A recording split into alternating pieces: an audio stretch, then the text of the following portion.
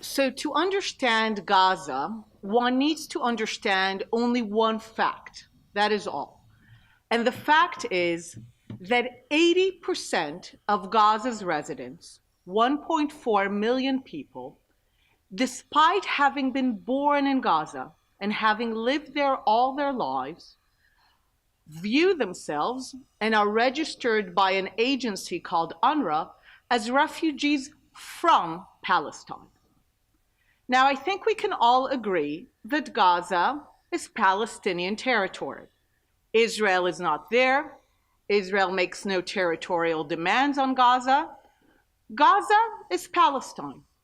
So, if 1.4 million people who live in Gaza have never been displaced by war, have been born there, their parents have been born there, their grandparents have been born there, by now their great-grandparents have been born there, if they view themselves and are considered as refugees from Palestine, which Palestine exactly are they refugees from? Well, in their mind, it's very clear. They are refugees from a Palestine that is from the river to the sea, a Palestine that will replace Israel, that will be instead of Israel. As a result, those 1.4 million people, 80% of Gaza's residents, continue to demand something that they call a right of return. It is worth noting that such a right does not exist. Palestinians quote UN General Assembly Resolution 194 as granting them that right. Read the resolution. It does not. It does not grant the right, and a UN General Assembly resolution does not grant a right to begin with, no matter how many times it says it.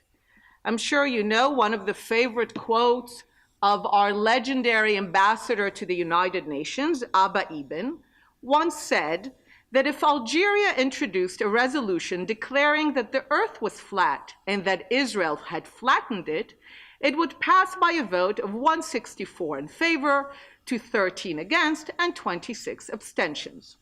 And yet the earth remains round. So the fact that the UN General Assembly might say that there's such a right does not give a right. What is important in the international system is the principle of sovereignty. Israel is a sovereign state, and like all sovereign states, it has the right to determine who enters its borders. So when the Palestinians living in Gaza demand return into Israel, despite never having lived there, claiming that it is a right that trumps Israeli sovereignty, the basic principle of the UN system, of the international system, they are basically seeking to erase Israeli sovereignty, to settle inside Israel, and, given the numbers, to turn it into a majority Arab state where Jews will be a minority, apparently the only role that Jews can have.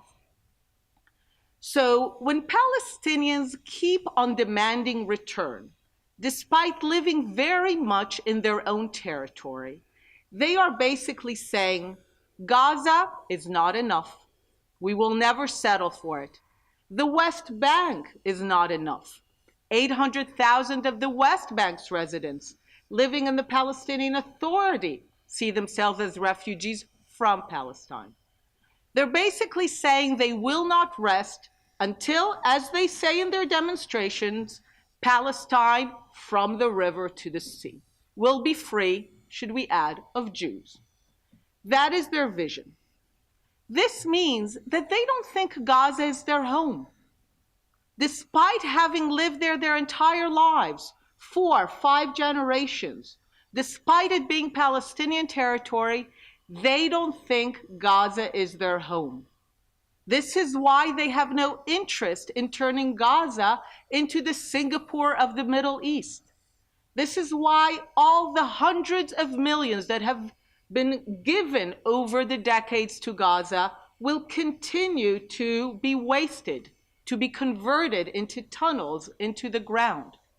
Because imagine this, If a person lives in a place but believes that it's not their home, and they're given cement or money, will they use that cement or money to build a home which they don't think is their home? They will use that money and cement to build tunnels in order to take what they believe is their real home, despite never having lived in.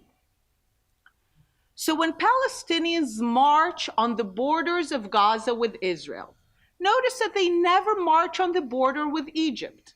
Gaza has a border with Egypt. They never march on that border. They don't march in the name of independence. The marches are not called the marches for an independent Palestinian state.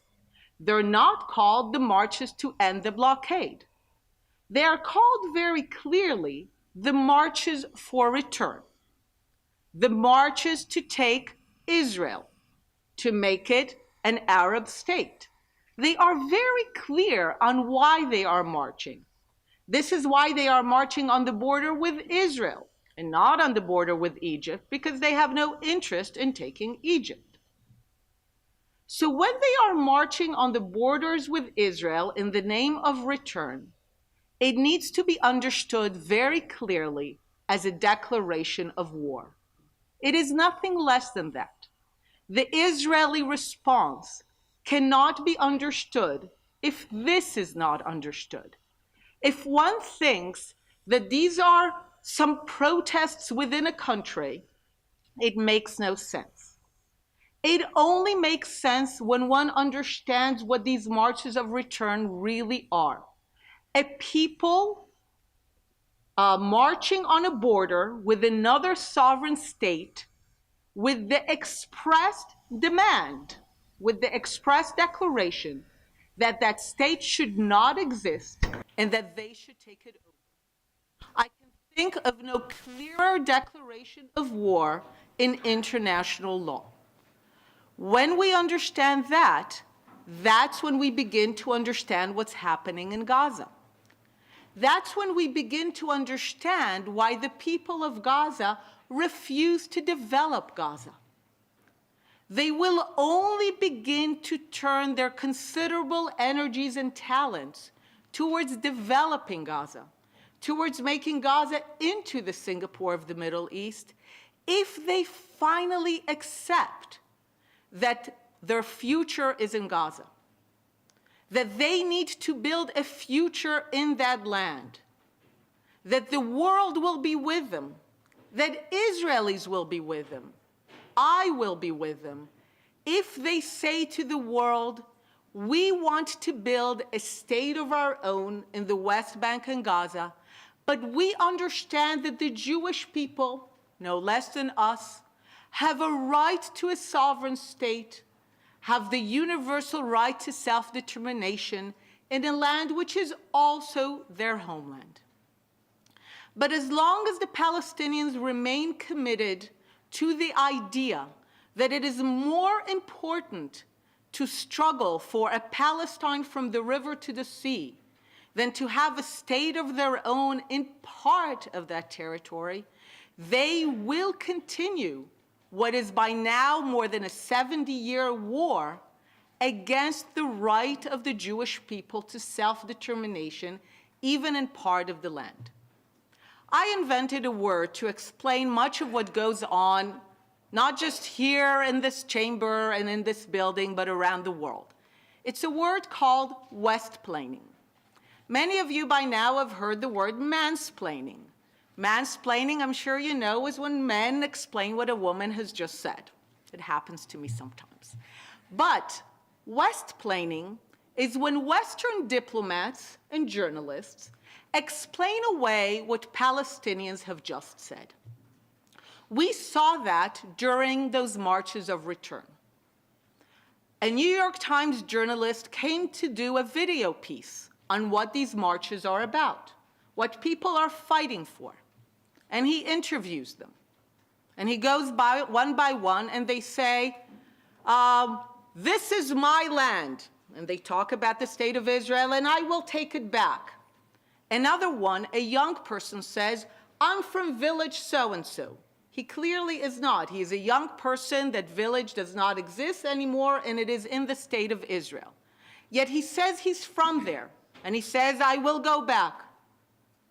And the land was stolen from me, and I will take it back. And Palestine from the river to the sea. They all say the same things. And then this New York Times journalist finishes the report and says, these people are protesting the dire conditions in Gaza. This is West-plaining. It's a refusal to listen. I believe it's a neo-colonial attitude that refuses to view the Arabs and Palestinians as equals, to take them at their word. They tell you what they're fighting for, and you West-plain it away. Oh, they're just angry. Oh, it's the conditions in Gaza. But it's exactly the opposite. Give them the respect of listening to what they say.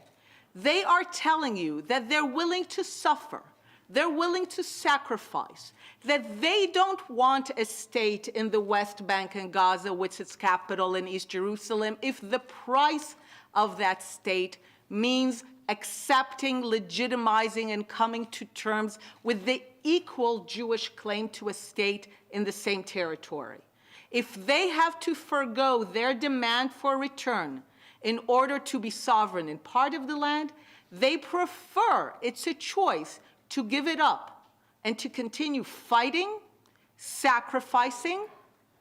And they say very clearly, yes, it might be humiliating to live under current conditions, but at least they are not subject to what is in their mind the far greater humiliation of legitimizing the equal Jewish right to self-determination in part of the land. So everything is upside down. You want to understand Gaza, understand that 80% of Gaza's residents don't think of Gaza as their home, merely as a temporary launching pad, even though they lived there 5 generations by now, as a temporary launching pad to take Israel, to take over Israel, to have Palestine from the river to the sea. For that, they are willing to fight. That is why they are marching on the border, and it is nothing less than a declaration of war against the sovereign state of Israel within its 1967 lines. Thank you.